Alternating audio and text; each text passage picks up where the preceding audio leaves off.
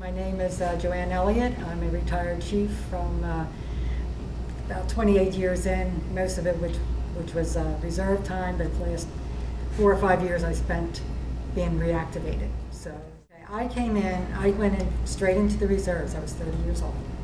And I went straight into the reserve APG program, which is advanced pay grade.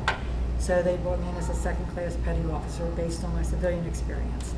So I really didn't have boot camp back in those days, but I did have a unit filled with chiefs from World War II, Korea, and Vietnam. So I got my education that way.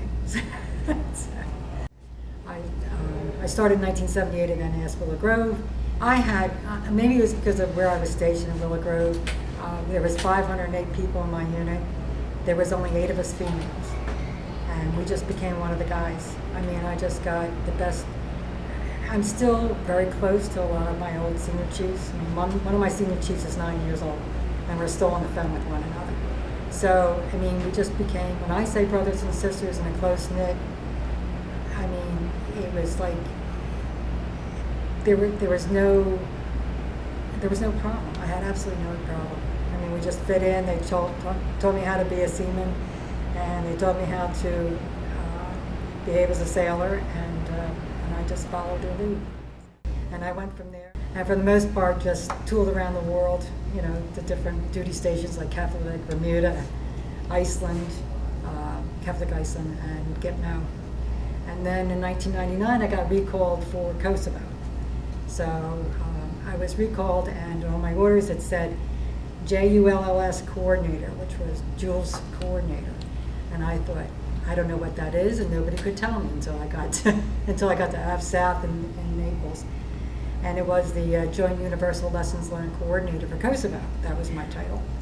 And it was, what I had to do was run around with the Army, Navy, Air Force, Marines, and find out what went wrong, what went right, what was fixed in the field, what wasn't fixed in the field, and what we could do better. All this was compiled into a after-action report for the Joint Chiefs of Staff. So that was like, that was really interesting. It was my first time on active duty. You know, it's towards the end of my career, so that was exciting. It wasn't challenging getting the information. It was challenging when I came toward the end of the war and the people came out to determine what was going to stay in the report and what wasn't.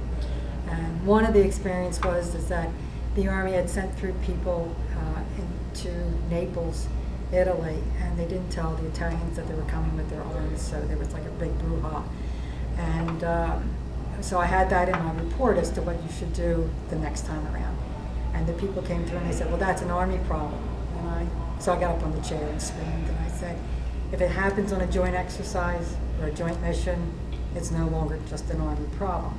So we finally got it in. And the interesting thing is that there was historians there, naval historians, so they interviewed me. Basically, someone hopping up and down the table, so it was kind of fun. It was a unique experience for me. I mean, it was like, got thrown right into it. I didn't get my camis issued to me until I got there. They had to order by mail my boots. It was like, nobody was equipped, So we have a lot of things like that happen in the military that nobody really knows about.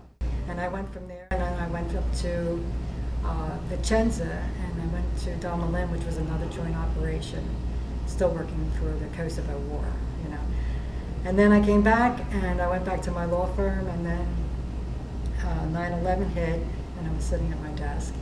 And somebody said, all right, Chief, when you're going? And I said, I don't know, but then the next day I got the phone call, and I was off again. So I got recalled for 9/11. I was sent down to process people.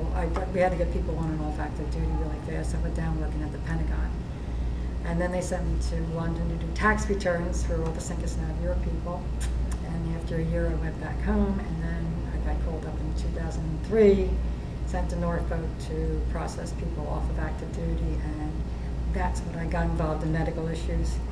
So right now, I am the past national president and the Wounded Warrior Advocate for the Naval Enlisted Reserve Association. And since 2003, I've been working with the Navy and the Army and the Marines to get better care and treatment for our troops when they return. So that pretty much sums up what I